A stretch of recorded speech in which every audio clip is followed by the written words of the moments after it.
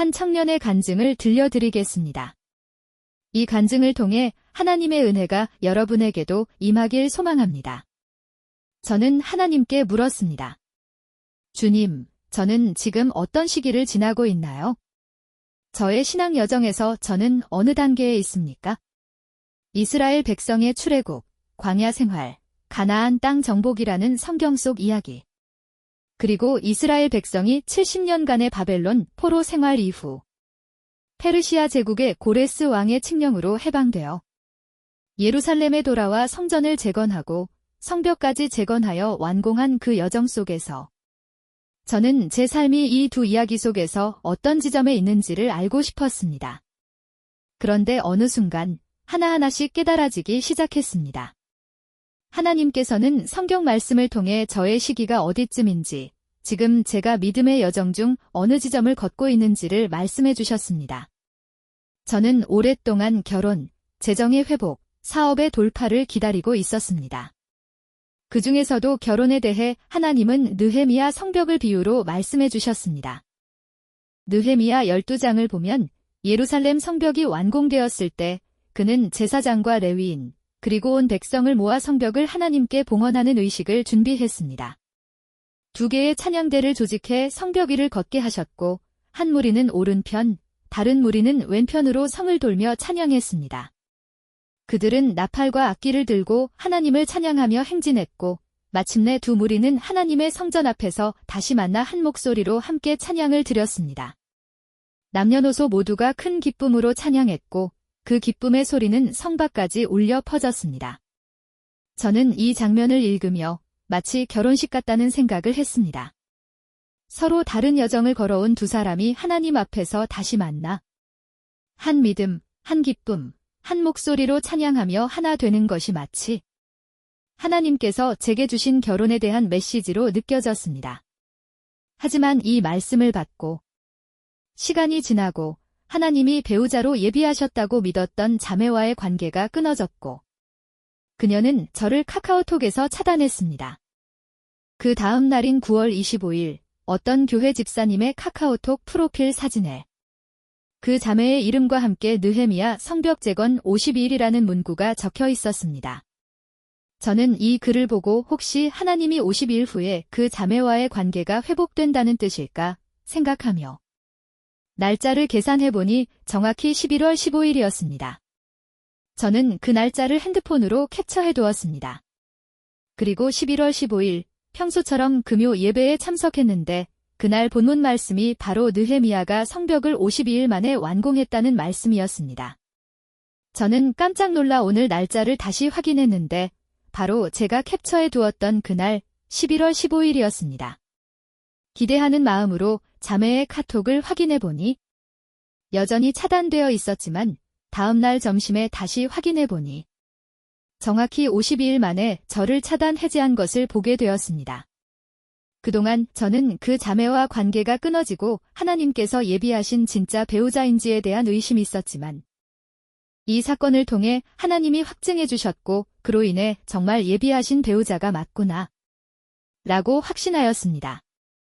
하나님은 느헤미야의 성벽 재건을 비유로 저에게 그 자매와 결혼에 대한 사인을 주신 것입니다. 그렇게 시간이 지나고 하나님께서는 저에게 또 다른 말씀을 주기 시작하셨습니다. 성전 재건을 시작하라. 하지만 저는 그 의미를 제대로 이해하지 못하고 있었습니다. 그러던 중 고린도전서 3장 16절 말씀이 마음에 다가왔습니다.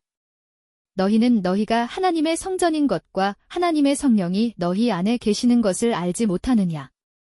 이 말씀을 통해 저는 성전 건축이란 곧 저 자신의 마음의 성전을 회복하라는 의미임을 깨달았습니다.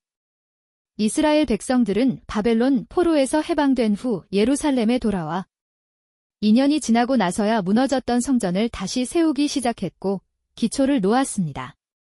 하지만 외부의 방해로 인해 무려 16년 동안 공사가 중단되었습니다.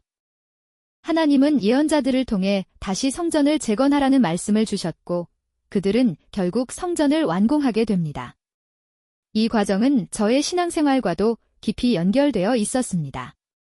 저는 하나님의 은혜로 매일 말씀을 읽고 삶이 변화되기 시작했습니다. 특히 음란물에 대한 죄를 반복적으로 짓고 있었던 삶에서 벗어나기 시작했습니다. 하나님께서 아침 8시에 예배 시간을 드리라고 하셔서 제 하루는 매일 예배로 시작하게 되었습니다. 또한 하나님은 저에게 재정은 내가 공급할 테니 아르바이트를 하지 말고 사업에 집중하라고 하셨습니다.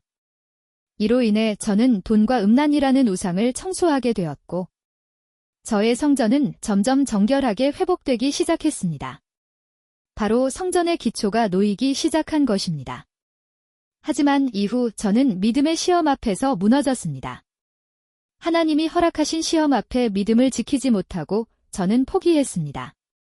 그 결과 다시 음란의 죄를 짓게 되었고 재정을 위해 아르바이트를 하게 되었습니다.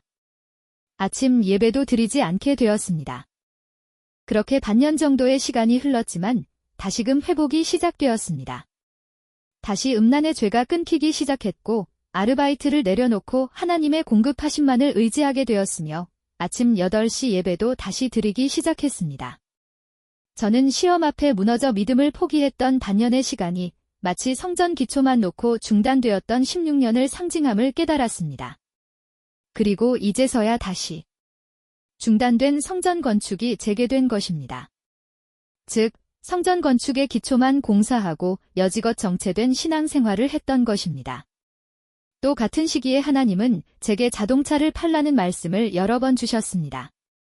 하지만 저는 그 음성을 외면하고 있었고 차를 팔아도 판매 금액이 자동차 담보대출 회사로 반납되기 때문에 사실상 제가 차를 판다는 것은 차를 없애는 것과 다름 없었습니다. 그래서 저는 팔고 싶지 않아. 그건 하나님의 음성이 아닐 거야 라고 생각하고 무시했습니다.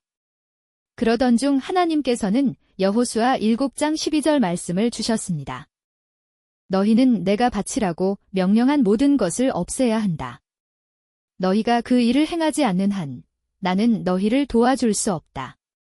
여호수아가 여리고성을 정복했을 때 하나님은 전리품을 모두 태워 바치라 하셨지만 아간이라는 사람이 몰래 전리품을 숨겼고 하나님은 그 다음 아이성 전투에서 참패하게 하셨습니다.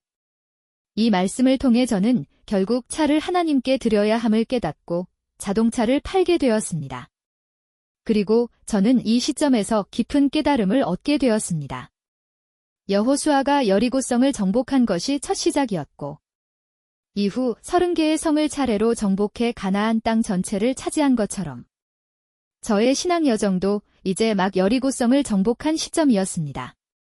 하지만 아간의 죄처럼 저 역시 순종하지 못했던 부분인 자동차가 있었고 그로 인해 아이성을 정복하지 못하며 여정이 중단되었던 것입니다. 즉, 성전 건축이 기초만 놓고 중단된 것처럼 저의 불순종으로 첫 번째 성만 정복 후 나머지 30개의 성들을 정복하는 데에 정체되고 있었던 것입니다. 재정의 돌파, 사업의 돌파가 막혀있던 이유가 여호수아가 전리품을 바치지 않아 돌파가 중단된 것처럼 저 역시 하나님께 완전히 드리지 못한 불순종 때문이었음을 깨달았습니다. 또한 제 성전 안에는 여전히 음란과 돈이라는 우상이 있었고 하나님보다 우선되는 삶의 우선순위들이 자리 잡고 있었습니다. 이로 인해 성전 건축이 멈춰 있었던 것입니다.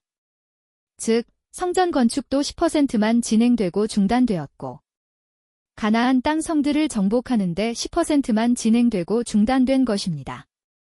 그래서 저는 성경 속 두 사건을 통해 하나님은 제가 지금 어떤 상황에 놓여 있는지, 제가 이제 어떻게 해야 하는지 정확하게 뜻을 알려주셨습니다. 그래서 저는 그 순종의 마지막 조각이었던 자동차를 내려놓기로 결단하였고, 음란의 죄를 끊으며 매일 아침 예배를 회복하며 하나님의 재정 공급만을 의지하는 삶을 살게 되니 그제서야 하나님은 다시 제게 성전을 재건하라는 말씀을 주신 것입니다. 저는 너무 기뻤습니다. 이제 드디어 나머지 성들도 정복하여 가나안 땅을 차지하게 되겠구나. 드디어 중단되었던 성전이 건축을 완공할 수 있겠구나. 실제로 여리고성의 전리품을 모두 바치라고 하셨지만 그 순종 이후 아이성부터 나머지 30개의 성들을 정복할 때는 하나님이 그 전리품을 가져도 된다고 허락하십니다. 그래서 저는 이 순종을 마지막으로 이제 사업의 돌파가 일어나 재정적인 회복을 허락하시겠구나라고 생각했습니다. 또 하나 연결되는 점은 실제 역사에서 예루살렘 성전이 완공된 후에도 72년 동안 성벽은 재건되지 못했지만 느헤미야가 예루살렘으로 귀환 후 52일 만에 성벽을 완공한 것입니다. 저에게 성벽 건축이 완공되는 것은 결혼을 뜻하는 것입니다. 즉 하나님은 이 모든 말씀들을 통해 제게 깨닫게 하신 것은 저의 사업의 돌파와 재정의 회복이 시작되고 꽤 오랜 시간이 흐르고 난 뒤에 결혼을 하겠구나라는 것입니다. 하지만 기다렸던 자매와 다시 만나게 된다면 50일 만에 성벽이 완공된 것처럼 기다리는 시간은 길지만 시작되면 순식간에 결혼으로 나아가게 하신다는 하나님의 메시지로 느껴졌습니다. 저는 또 여기서 예루살렘의 성전과 성벽에 대한 둘 사이의 관계를 깨닫게 되었습니다. 고린도전서 7장 2절과 9절 말씀에서 음행을 피하기 위하여 남자마다 자기 아내를 두고 여자마다 자기 남편을 두라. 절제할 수 없거든 결혼하라. 정욕이 불같이 타는 것보다 결혼하는 것이 나으니라. 결혼은 성적인 유혹을 막아주는 성벽과 같은 것입니다. 성벽은 안에 있는 성전을 보호합니다. 저는 음란의 죄로부터 벗어나 성전이 회복되었지만 여전히 사탄이 공격할 때 버티기가 쉽지가 않습니다. 외부의 공격으로 인해 언제든 제 마음의 거룩한 성전이 음란한 우상으로 더럽혀질 수 있기 때문입니다. 하지만 결혼을 하게 되면 예루살렘의 성벽이 세워지는 것입니다. 즉, 배우자와의 성적인 기쁨을 주님 안에서 사랑의 연합으로 누리게 되면 사도 바울의 말씀처럼 외부에서 찾아오는 음행을 피할 수 있게 되는 것입니다. 그래서 성벽 안에 있는 제 성전은 거룩하게 지켜질 수 있는 것입니다. 여러분, 하나님께서는 성경 말씀을 통해 이처럼 우리의 신앙 여정에 대해 놀라운 비유와 상징으로 말씀해 주십니다. 하나님이 주시는 음성을 잘 기록해 보십시오. 그 기록들을 비교하고 되새기다 보면 하나님의 깊은 메시지와 인도하심을 발견하게 될 것입니다. 하나님은 느헤미야 성벽 건축을 통해 제게 결혼에 대한 메시지를 주셨고 예루살렘 성전 건축에 대해 저의 영적인 상태를 보여주셨고 여호수아의 가나안 땅의 31개의 성들을 정복하는 과정을 통해 저의 재정과 사업의 돌파에 대한 메시지를 주시고 계십니다. 그리고 여호수아의 가나안 땅 정복 말씀과 성전 건축의 시기가 연결되어 성전 건축이 된 이후 꽤 오랜 시간이 흘러 결혼하게 될 거라는 하나님의 말씀도 연결되는 신비가 있는 것입니다. 이것은 설득할 수 있는 영역이 아닙니다. 하나님이 주시는 성령의 감동으로 순식간에 깨달아지는 것입니다. 여러분에게도 이러한 은혜가 있기를 축복합니다.